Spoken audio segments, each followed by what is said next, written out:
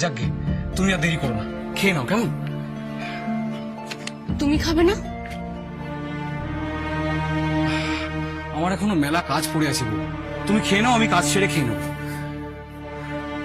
তুমি বলেছিলে ফিরে এসে আমার হাতে খাবে।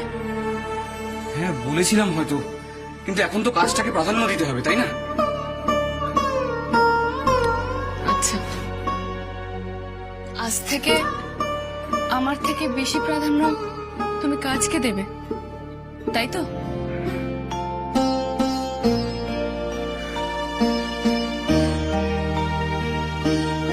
বউ, আমি চাই আমার জীবনের এই নতুন অধ্যায়ে তুমি তুমি আমার শক্তি হয়ে, সাহস হয়ে আমার পাশে থাকো। আমার দুর্বলতা বা আমার পিছুটা নয়।